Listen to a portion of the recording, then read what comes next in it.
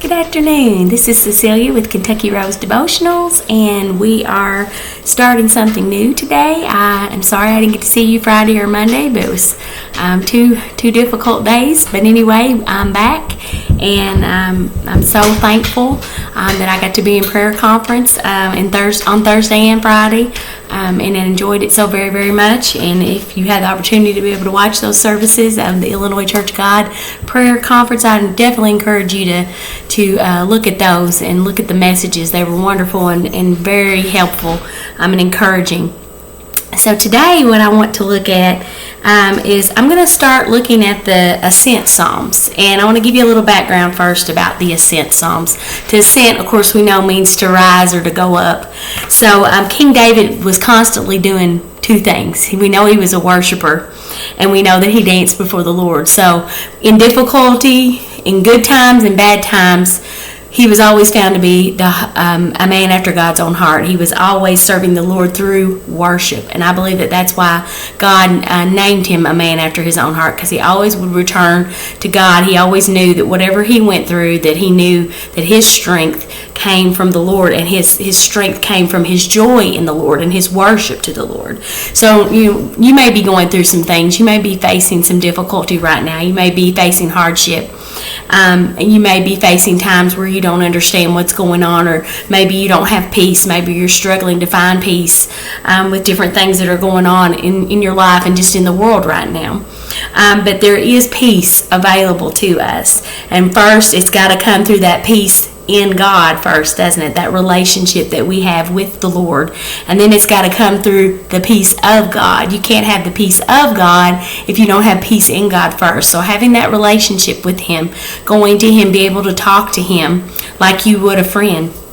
That's what Jesus wants for us in our relationship. So when the pilgrims that would travel to Jerusalem, and God's people would travel 3 times a year, there were 3 festivals.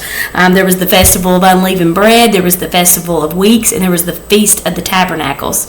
And so they would travel those 3 times. If they had the money, if they had the opportunity, that was something that was required of them, as God's people, as His children. If you look up in Deuteronomy 16:16, it talks more about that requirement of them to get there 3 times a year if they could get there, and to bring an offering to give to the Lord when they got there. And so a lot of the times, because Jerusalem was up on a hill, as they traveled up that hill, they would sing these Ascent Psalms, and there's 15 of them. And so as they would sing these, they basically would start at the lowest point, kind of typically at the bottom of the hill, and as they worked their way up, they got higher and higher, and that's really the way with life. We may be at a low point, but as we climb higher and higher in our knowledge and our revelation with the Lord, then we're going to become more and more in tune with what God would have us to do. We're going to become more of a worshiper, because we're going to have His mindset in our heart and in our life. So these ascents start at Psalm 120, and they go all the way through Psalm 134.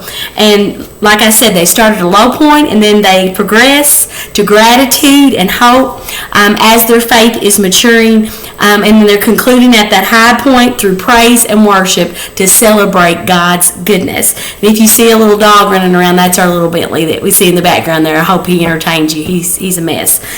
So anyway, as we're going to start today with Psalm 120. And I'll give you more details as we go through these Ascent Psalms.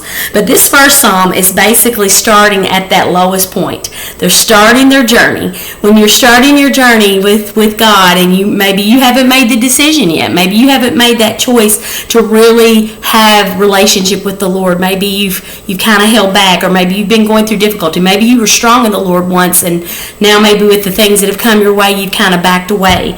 So this is kind of where we find this psalm at the beginning of 120. It is a plea. It is a plea for relief. If there was ever a time that Christians and all people are crying out for give us some relief, we see nothing but chaos all around us. We need relief, Lord. We need help. We need relief from our foes. We need relief from the enemy. It seems like you get through one attack and another one's waiting for you. So this is a distress psalm. It's a psalm saying, God, I am in distress. The people at this point were living in exile. They were living under oppression, and they were praying and believing God to send the Messiah. That's where they were. We're in this place. We already know that Jesus has come the first time, but we're in a waiting place as Christians because we're waiting for him to come the second time to come and get us. So we may be living in that place like they were here, maybe in a little bit of distress, and oppression and depression. And so let's see what he writes here in this Psalm of Ascent at Psalm 120. He says, in my distress, in my trouble, in my pain, in my grief, I didn't turn to other things. He says, I cried to the Lord. When's the last time you had a good cry with God? Just to get in your prayer closet and cry to him. It says, and he heard me. Sometimes the enemy of our soul wants us to think that our prayers aren't going any higher than the ceiling and God doesn't hear us. But God is hearing us. David is telling us here, God heard us. He said, he delivered my soul, O Lord, from lying lips. Those that may mean harm against you, those that maybe said bad things against you. He says, God, deliver my soul from people that are lying against me, that have a deceitful tongue. We know that's one of the things that God hates. He hates lying. He hates deceit. And so he says, what shall be given to you, or what shall be done to you, you false tongue? Sharp arrows of the warrior, with coals of the broom tree. Woe is me that I dwell in Mesech, that I dwell among the tents of Kedar. My soul has dwelt too long with one who hates peace. I am for peace, but when I speak, they are for war. Do you know people who are like that you're trying to keep the peace, you're trying to keep your peace in God, but yet there are other people around you who are trying to rob and steal and kill and destroy you with their words, with their actions, to come against you in different ways. Well, the psalmist is telling us here, he says, I am for peace. And if you're a Christian, you should be for peace. You should be full of peace. When opposition comes your way, you should be looking for ways that you can make restitution and make things right with people, even if you're not the one that's wrong. So that's what he's telling. Be for peace. Be for joy. Be for the comfort that God would have us to have. And so I encourage you today, as you go through this day, that you would listen for the voice of God, that you would walk in his peace and his joy and in his presence, and that he would be with you today. God bless you, and I'll see you tomorrow.